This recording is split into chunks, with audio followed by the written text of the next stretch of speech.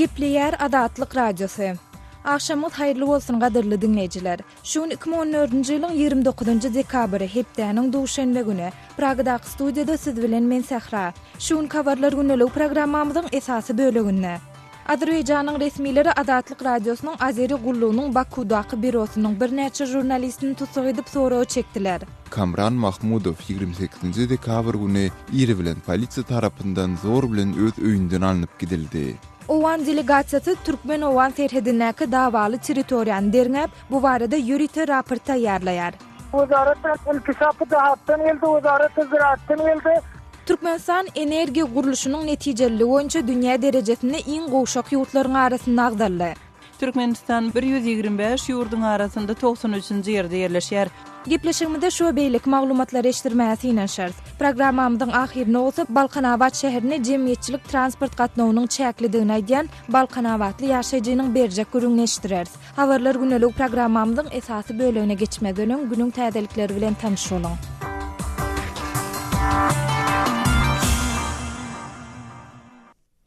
Indoneziýanyň gözlewi halas ediş boýunça milli gurluşynyň ýolbaşçysy ýitirim bolan Air Asia uçurynyň deňizde helakçylyga uçurandygyny ynanylýar diýdi.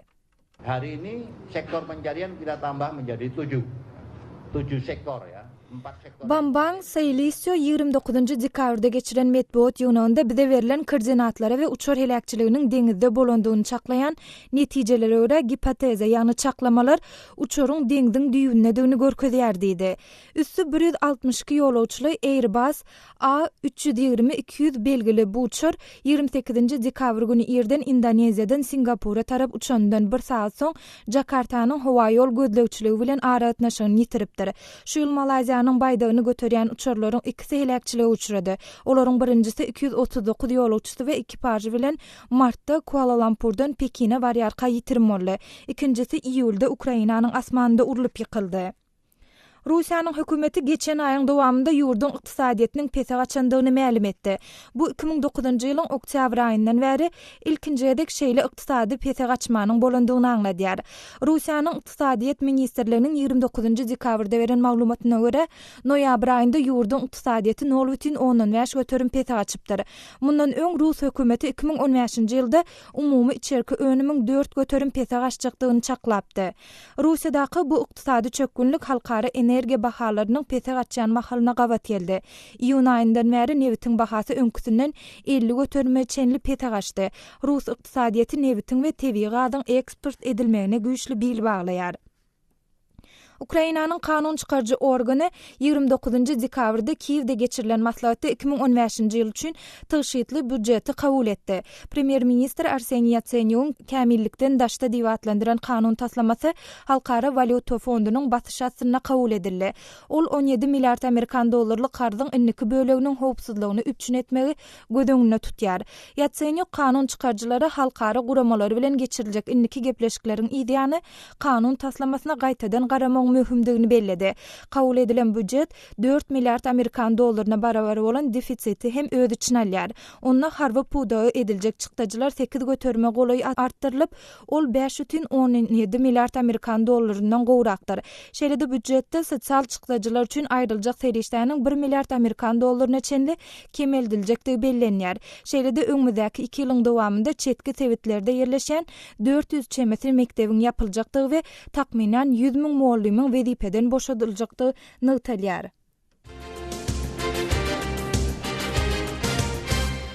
İspaniýanyň sudy gadak opozisiýa wekiliniň tutsak edilmegini tasdiklady.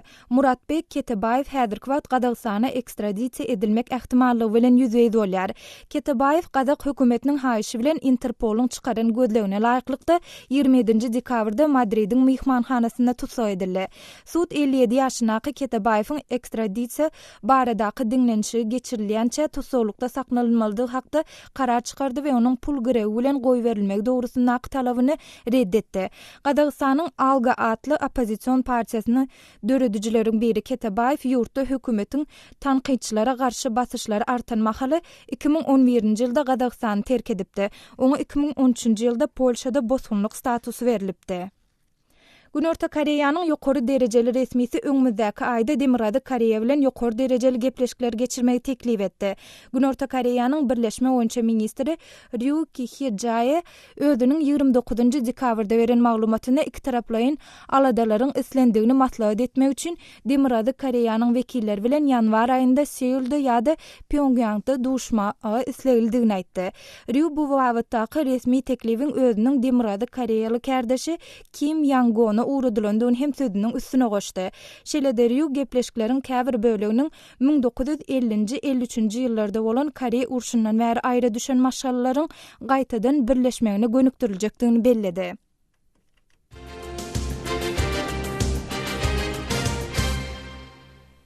Hormatly dinleyijiler, siz şu taýdan käbir möhüm habarlar bilen tanyş bolýaňyz. Olar taýýarlap dykkatyňy ýetiren men Sahra. Saatlar kesmeden soň habarlar gündelik programmamyzyň esasy bölegine geçýäs.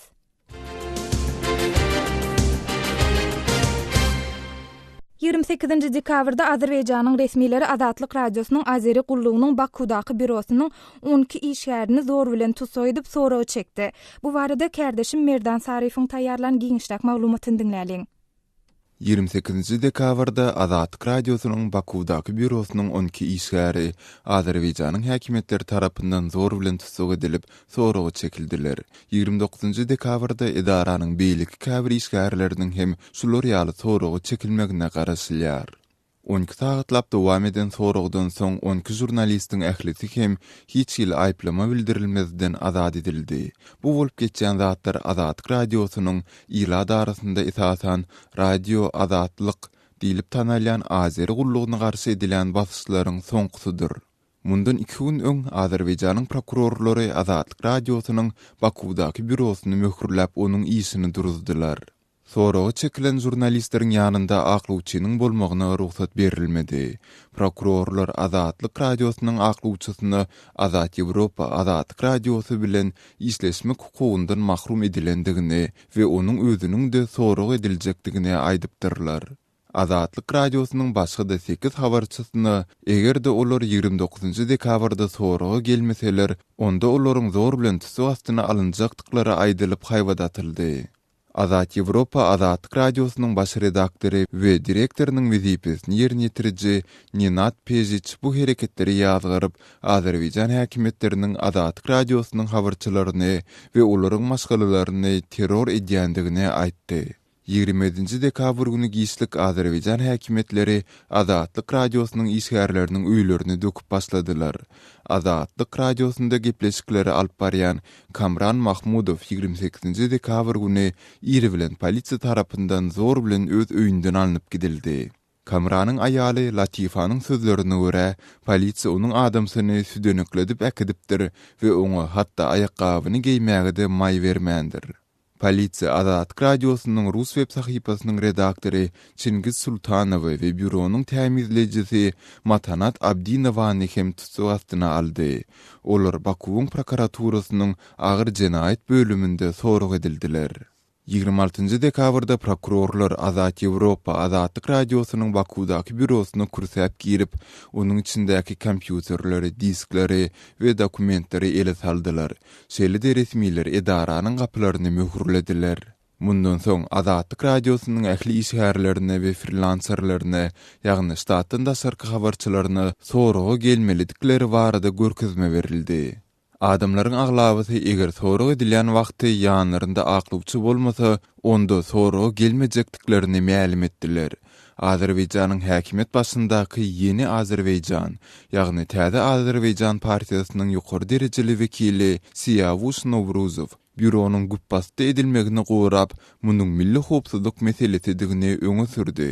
Azat Ýewropa Azatlyk radiosynyň Bakudaky darasynda geçirilen reýd Amerikanyň döwlet departamenti gubernatorlaryň teleradio gepleşikleri geňeşi tarapyndan şeýle-de serhediz reportyorlar atly jurnalistleriň hukugyny goraýan halkara guruma tarapyndan ýazgyryldy. Kardeşim Merdanyň taýýarlan maglumatyny dinlediňiz. Hormatly radio dinleyijiler, biziň gepleşiklerimizi internet saýtymyzdan hem diňläp bilersiňiz. azadhabar.com internet sahypamyzda size sesli we çap görnüşli maglumatlary, suratlary, videolary hödürleýäris we öz pikirlerinizi aýtmaga çagyrýarys. Türkmenistanda azadhabar.com internet saýtymyza derwede.net arkaly girip bilersiňiz.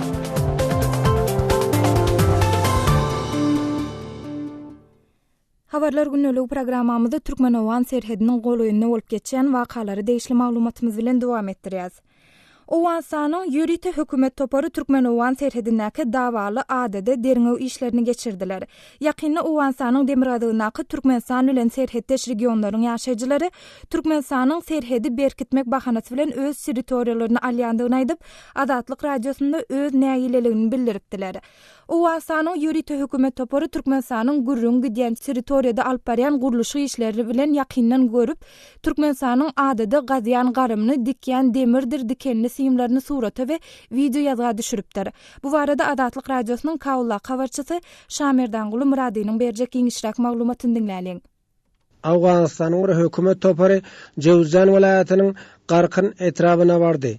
Garkynlaryň biziň mülkimiz diýip hasaplayan adatyna baryp ýagdaýy ýakyndan öwrendi. Hökümet topary bilen Garkyn etrabynyň ýerli resmiýetleri we il ýaşullar ada baryp Türkmenistanyň bu ýerde gazýan garymnyň galdyrýan gaçysynyň demir hemem tikenli simdikýandygynyň şaýady boldy. Garkyn etrabynyň arçyny Gulam Resul Qaryadaryň aýdyşyça hökümet toparynyň arasynda Awganistanyň oba hojalyk ministerleriniň, obalary östürüş ministerleriniň, suw öpçünçilik ulgamynyň we beýleki idaralarynyň wekilleri bar. Olar Türkmenistanyň adada gazýan garymny we galdyrýan gaçysyny gözden geçiripdir. Türkmenistanyň alyp barýan gurluşyk işlerini video ýazga we surata düşüripdir. Bu mesele bilen bagly raportyň Awganistanyň Ministrler Kabinetiniň mejlisine hödürlenjekdigini hökümet toparynyň agzalary garkynlylara söz beripdir. Türkmenistan biziň topragymyzdan garym gazyp gaçy galdyrmasyn diýip Gulam Resul aýdýar. Wezaratyň inkişapy dahatdan geldi, wezaratyň ziraatdan geldi.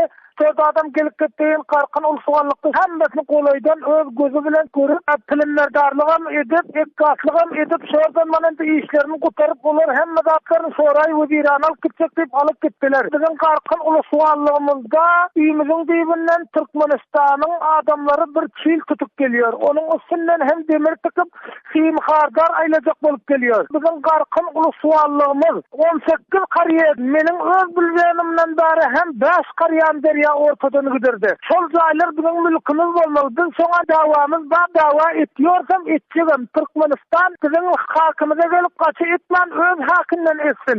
Serhet meselesini Awgan hökümeti bilen Türkmenistanyň hökümetiniň özara alalaşyp çözmeldigini Gulam Resul Qaryadar öňe sürdi. Türkmenistanyň serhedi bozmaly däldigini ol belläp geçdi. Biziň haýşymyz Awgan hökümeti bilen Türkmenistanyň hökümeti ikisi birleşip biziň serhedimizi gelip gitdiğini açyklap görsinler. Eger biziň gepimiz gaýry kanuny bolsa onda biz sesimizi çykarman üýümizde ýataly. Eger gaýry kanuny däl bolsa biziň hakymyzda Türkmenistan gebir edip oturmasa, Türkmenistan umum Awganistan halkynyň üstüne gebir etýär. Garkyn haky bilen Kandaharyň haky hemmesi bir Afganistan. Biziň hakymyza hem tejawüz etmesin. Biz Türkmenistana dawamyz ýok. Derýa bize şärik diýse, biz onuň kiştisini gaýtyrap ýok, suwa girme diýemiz ýok. Derýamyzdan öte bersin. Lekin 6000 jüriýetlerimiz öten ýyl derýa tahrip etdi. Biziň emlaki mülkimiz, şol mülklerimize Türkmenistan gelip gitdirin çil tartyp iýe boljak boluverse bizlere şol gaty. Awgan hökümeti mundan beýlek dawaly ada bilen bagly çäre görer diýip Gulam Resul Qaryadar umyt bildirdi. Bardyk şonu gördük derýadan bäri geçenmiz soň Türkmenistanyň eskerleri biziň şol derýa ýerince aýymyzdan gelip çykyp gördüler. Şol haýhatlar baryp gitdirin şonu ekgaslyk edip tilimlerdarlyk edip gaýtdy. Gözü bile görüp müýtet ýaşan bir kanuny öz hökümetimiz görse diýip ol Türkmenistanyň dowleti biziň hakymyza iýe bolup otursa diňe bil hak biziňki däldi. Umum Afganistanyň hakymy hak, bir Garkynyň haky däl. Garkynyň adamlarynyň mülki däl, hem de Afganistanyň şerakat mülki bol. Dowlet bolsa biller her reisi cemhurumuza ray berdik, vekillerimize, vekil parlamentlerimize ray berdik, vekil soray vilayetimize ray berdik. hökümet delegasiýasy bilen bile ada özüniň baryp görendigini garkyn etrabynyň häkiminiň wezipesini ýerine ýetirji Muhammed Sahy Ihsan aýtdy. Jawjan vilayet tarafımızdan hayat tayin bolan eken gelip mana şurada öğrenmen kaptanlar vardı. Binarın barabarına demir payalarına oturdan ekenler çok olsan serevinin ilerçetinden. Handetan barabarından hem geldik oradan çok olsan yerlerini görkezde mana şundan tarafı Awganystana taýyarlaýar, garkyn toprağına taýyarlaýar diýip aýtdylar. Näçe qarýy, näçe gyşlak derýadan gaýrada galypdyr. Mundan sonra merdimiň aýdyşyna güzaşyp etdik. Gördün öýleri alyp ketdi mana şu näçe hereket berdiler. Şu taýda öz edaralaryna bular jogap goýup bolsa. Garkyn etrabynyň halkynyň ada barada eden tagallasynyň azkem netije berendigini Ihsan aýdýar. Türkmenistanyň adada berkidiş işlerini alyp barýandygyny öwrenmek üçin baryp görmek barada Awganystanyň serhedçileri, garkynyň milli howpsuzlyk gurluşynyň we polisiýa idarasynyň ýol başçylary öňünden habarly edilipdir.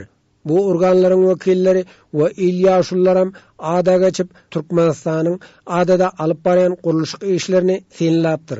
Serhedindäki kowalamada da aýtdyk, komandany emniýeti milli hemme organlarına habar verdik. Türkmenistanyň eden işlerini görmek üçin şular barmak üçin de hemmesine biz habar verdik. Bir topar ýaşullaryň bizleriň kaptalymyzda bar resmi taýdan bular gelipdir. Gepleşik taýinlap azatlygy ýetiren Şaýmerden Gulumrady. Hormatly dinleýijiler, Azatlyk radiosu türkmen-owgan serhedinde bolup geçen wakalar barada ýygyderli maglumatlary taýýarlaýar. Sypdyran maglumatlaryňyzy okap bu mesele baradaky öz garaşlaryňyzy hem biziň bilen paýlaşmak isleseňiz, sizi Azatlyk radiosynyň azathabar.com web sahypasyna syýahat etmäge çağırýas. Web sahypamyzda Türkmenistandan garawum.info arkaly girip bilersiňiz.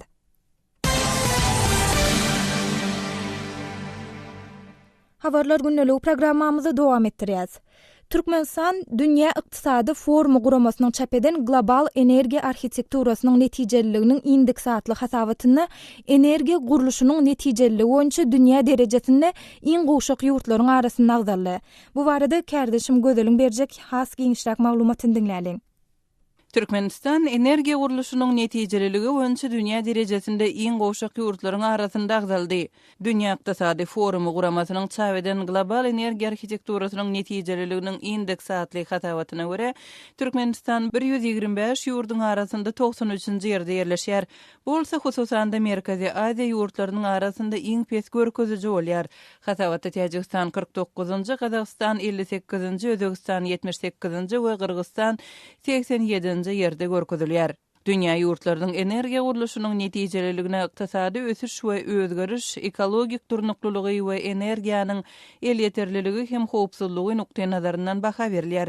Türkmenistanyň hasabatdaky umumy görkezijisi göz tutulan 0,18 baldan 0,52 bal diýilip keskitlenilýär. Kategoriýalar boýunça Türkmenistan ykdysady ösüş taýdan maksimal 0,79 baldan 0,32, ekologik durnuklylygy taýdan 0,87 baldan 0,46 we energiýanyň el ýeterliligi hem howpsuzlygy taýdan 0,96 baldan 0,177 bal berilipdir. Global energiýa arhitekturasynyň netijeliliginiň indeksine görä Şweýtsariýa, Norwegiýa, Fransiýa, Täze Zelandiýa, Şweýtsiýa iň ösen ýurtlar hasaplanýar. Hasabata görä iň pes görkezijiler Tanzaniýa, Mongoliýa we Ýemene degişli. Energiýa arhitekturasynyň netijeliliginiň indeksi ýurtlaryň energiýa sistemalaryna degişli kabul edýän kararlary üçin maglumat bilen öpçün etmek we hökümetlere energiýa sistemalarynyň netijeliligini artdyrmak boýunça ýardym bermek maksadyny öz öňünde goýýar. Dünýä ykdysady forumy guramasynyň maglumatyna görä energiýa arhitekturasynyň netijeliliginiň indeksatly hasabat öňe gidişliklere tin etmäge we her bir regionyň, her bir ýurdunyň ýüzde-ýüz bolýan aýratyn kynçylyklary nukta nazaryndan täze mümkinçilikleri döretmäge kömek berýän aýdyň we deňeşdirme üçin aňsat maglumatlar bilen öpçün edýär. Kardeşim Gözelin taýýarlan maglumatyny dinlediňiz. Agzalan bu halkara hasabatyny energiýa pudowynyň netijeliligi boýunça dünýä ýüzünde iň kämil ýurtlaryň biriniň Norwegiýada aýdylýar. Neviteva ýurtlar Norwegiýada näme öwrenmeli? Köp ýurtlarda hususan da energiýa serişdeleriniň söwdasyndan, meselem Nevitden gelýän girdejilerden diňe häkimet başyndaky elitalaryň baýlaşýany aýdylýar. Şeýle ýurtlar Norwegiýada näme öwrenip, nähil tejribe alyp bilerdi? Bu soralaryň jogaby kardeşim Gözelin taýýarlan maglumatynda. Christian Mittoy Oslo şäheriniň merkezinde ýerleşýän çağılar bagynyň baş aşpezi. Emma ol çağılara nahar bişirýän ýöneki bir aşpez däl. Onuň bişirýän naharlarynyň arasynda gyzyl balykdan edilen sushi, sashimi, Yapon delikateslerden başlap buğulanan keyik eti ýaly tagamlar bar. Aşpeziň müşterileri bolsa 1 we 6 ýaş aralygyndaky körpeler. Christian Mittoy'un aşhanasy çağılar bagynyň merkezinde ýerleşýär we onuň içi şadyan, aç we biletigiljilikli çağılardan doly. Bu çağılar bagy dünýä boýunça her adam başyna umumy çerki önümçülük taýdan iň baý ýurtlaryň arasynda 4-nji ýerde duran Norwegiýa üçin hem adaty däl.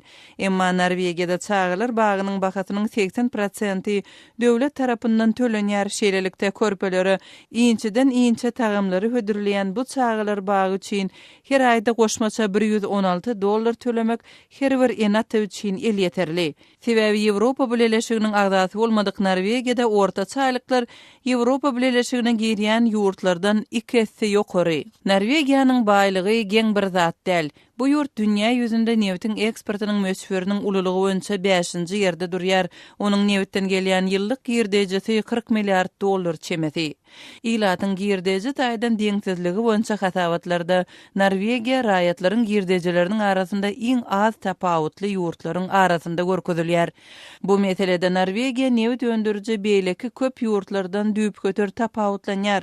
Aýratynam bu orta gündegor we öňki Sowet ýurtlaryna degişli. Sebäbi bu ýurtlarda neftden gelýän girdejiler häkimet başyndaky elitalary çakdan aşa baýlaşdyrýar. Şol bir wagtda ýurdun beýleki raýatlary hökümetiň islegine göre berilen zatlar bilen oňuşmaly bolýarlar. Norwegiýanyň neft baýlyklaryny dolandyrmak boýunça nuskasy bu ýurtlar üçin gowy sapak bolup bilerdi. Norwegiýada neft önümçüligi 1969-njy ýylda başlandy. 1960-njy ýyllara çenli Norwegiýada durmuş derejesi Şwediýa ýa Daniýa garanda 30-40% pesdi. Häzir Norwegiýada durmuş derejesi agdalan 2 ýurda garanda has ýokary diýip Osloda ýerleşýän Norwegiýanyň biznes mektebiniň professory Bruno Gerard aýdýar. In Norway is substantially higher than in those two countries. Norwegiýanyň neft önümçüligi ýurdun 5 million ilatyny baýlaşdyrdy. Norwegiýanyň hökümeti başda neft önümçüliginden gelýän girdejileri täze neft ýataklaryny gözlemek we özleşdirmek işine sarp etmek kararyna gelipdi.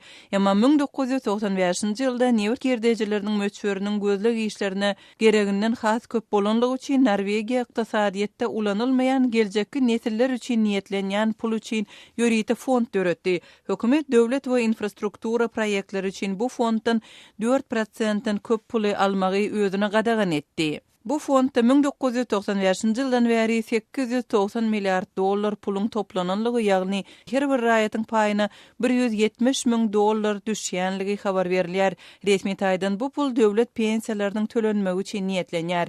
Emma bu pullaryň esasy maksady Norwegiýanyň neft senagatyna garaşsyzlygyny azaltmakdan ibarat. Şeýlelikde bu ýurt neft gutaran soňam bäsleşlige ukyply bolmagyna galar.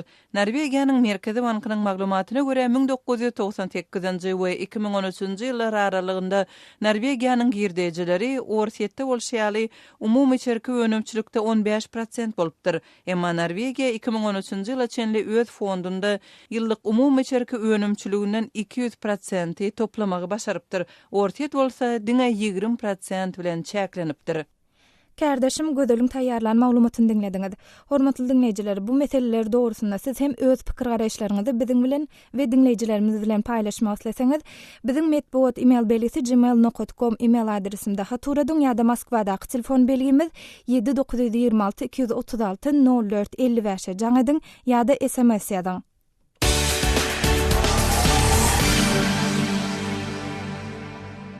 Habarlar gündelik programmamyzy ýurdun gün wataryndaky Balkan welaýatynyň gelip goşan maglumatymyz bilen dowam etdirýäs.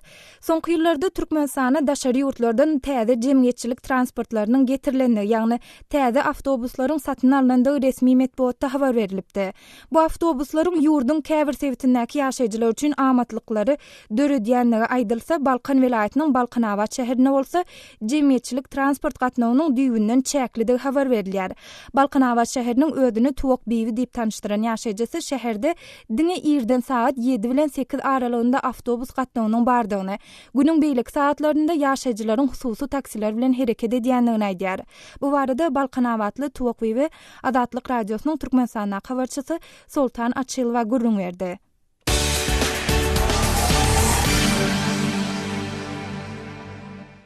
Näşe Balkanawat şäheri Balkanyň vilayet merkezi bolup durýar. Şunda avtotransport gatnawynyň ýokdugy barada ýaşaýjylar nägelerlik bildirýär. Näme üçin sizde awtobus gatnawlary ýok şäheriň içinde? Şu barada ýaşaýjylar näme pikirde? Şonu doğrudan aýdyk bide. Awtobus bir atalym çykyrdyk öni, soňra ýygy ýok, dawamat ýok. Diňe nire çykdyk, kol galdyp diňe taksi, bir manat taksi. Işimi peşäme şu taksi minmek, awtobus göremdik. Şuna bir gayret etip bir ýoly goýsarara kim bolmady. Ýa-ni adwat awtobus boldy diýeniňiz näçinji ýyllarda boldy? 4-5 ýylda şeýle bir atalym bir näme gatnady, gönendirdi, soňra ýygy ýok. Gözlegeni alıp alıp ayrıldı. O Aşgabat'ın şu köyüne önkü transportta katlanan köyüne avtolarını Balkan şehirine uğrattılar. Orada bir ahtalım işlediler. Onda iyi yok tuturdu. Devurlu, yençilli. O avtoparkta yattı. Onun ulunayan adamı, uğruna çıkayan adam yok. Şu ullera birce erti talkın iyiseki diğerleri birce tatarına katnaya iyi, onda iyi yok. Devam yok. Ha şehrin içinde. O üzünlüksü katnayıp gelip geçip durmayarlar. Yol başçılar ala deftere kavu olacak. Bizim bir Allah Teala'mır yaradan benneleri gönününe kösünüp bir kösünmenin içine geç bir adından bir bizim. Şehrin içinde avtobus gatnaýanda avtodurollar barmy? Avtodurollar bar. Olar on kemi yok bar. Ona nähil awatlar her ýere salpdyr, onu ýöne ýoroçy, awtobusa garaşyp duran adam yok. Sebäbi awtobusyň tamalary yok. Ertir akşam garyn parasatik diýe, iş diýe, güýş diýe, ertide şokol galdyp durmar, kinin işden çykanda aýbada gaýtanda, goran galdyp durmar bir manat bilen, alan aýlçyk işden haklarda şartaklar diýe. Ýa-ni ýerden işgärler äkitdiýär diýdiňiz. İşgärler äkitdiýän awtologlar edaranyň kymýaty şol awtoparka degişlimi? Yok, edaranyň däl, awtoparka degişli. Men şu ýerdim şu işaretne şu ertibini arada bir aýlykda ene bulan bilen ok ýöne. Bir aýlykda 20 tenge min ýaryn näme diýdi. Oňa gidende taksi diýdi. Şu ýygy ýok diýdi. Bir erti saat 7 birje sekretçili işleýip boluk turdy. Ha bu bar ýokşul. Ondan sonra 7 bilen 8 aralykda şol awtologa ýetişmedikler, diňe taksi bilen ýöremeli bolýarlar. Ha o diňe taksi bilen şoňa 7-8 aralyk ýetişene manada min ýar 20 tenge. Yok geçişmese de başüstüne bir manatın kavalap durmalı. Orada o bir manattan sattı bunun için işleyen adamları. Ağrık beri katlanacak bu da aviyete gidecek gelecek bu da oturmada şolara gerek. Bunun için ağrık beri 3 tarafına katlanacak o da. Şu avtologlar var yolu koyulsa beter kavalacak. İlim bunun için hem halka bekbet olacak. Balkanawat şäheriniň şu daşdöwründe goloy owalarň ýagdaýy nähelik şolara gatnawamy? Ay yok, ofsa avtobus ýa-da yok. Şu täze sanan hozurlukly benneleri o düzmergen neti ütüp dağ diýdi. He, şu täze ýurtlary asla yok. Taksiler 50 manatdan gidýär. Ha köýden 50 täze 10 manatdan gidýärler. Hiç canam gayret eden günü şey durmak kıyın diýsen de onu ay olmadyny gaçagaýynda onu 40 manat diýýärler. Şol boyun almaly. Olabada ýaşaýan benleri olar gaty erbet ona agdat tuturmalylar. Ýa-ni ilat köpçiligi şoňa bir şäher häkimliklerine ýa degişlik idara guramalara arda şikayet eden oklarmy? Arda şikayet etme olur häzir. Edeňde diňlenen o. Çykdyra onun ýüzüne ödemeýärler. Edilýär de diňlenen o. Onun ýüzüne gözerilmeýär, ardasynyň ýüzüne gözetdi. Bu bolýa erti gel. Diňe atlar erti gel, öýlen gel. Öýlen barsa erti gel. Ene osam sen osam lafym ketip öýünde oturup bolýar da elet ýok. Ha şonu gaýrat etdiler gawursak beter. Yol başçıları haýyst. Habarçymyz Sultan Açylwanyň geçiren söhbetdeşligini dinlediňiz. Hormatly dinleýijiler, jemgyýetçilik transport gatnawy bilen baglanyşykly siziň ýaşaýan şäheriňizde owadyr etrabyňyzda nähil bökdünçlikler gözelýär. Bu baradaky garaýşlaryňyzy, bellikleriňizi, özüňiziň başdan geçirýän tejribeleriňizi biziň we dinleýijilerimiz bilen paýlaşmak isteseňiz, biziň metbuat email belgisi gmail.com email adresimde haturadyň.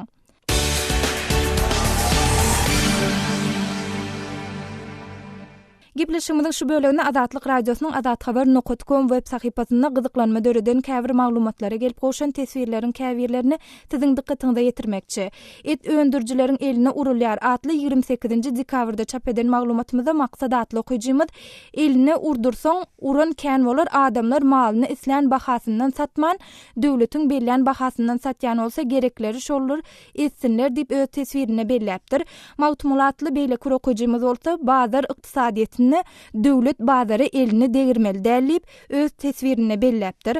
Hormatly dinleýijiler, siz hem sypdyran maglumatlaryňyzy okap öz garaşlaryňyzy galdyrmak isleseňiz size azathabar.com web sahypamda araşas. Web sahypamda Türkmenistandan garawum.info arkaly girip bilersiňiz. Hormatly dinleýijiler, şunuň bilen Habarlar günlük programmamyzy hem geçirip oturýas. Gepleşigi Pragada studiodan men Sehra alyp bardym. Saatlary kesmeden soň gepleşiklerimi de ýazgyda diňläp bilersiňiz. Azatlyk radiosynyň tolkunlaryndan aýrylmaň.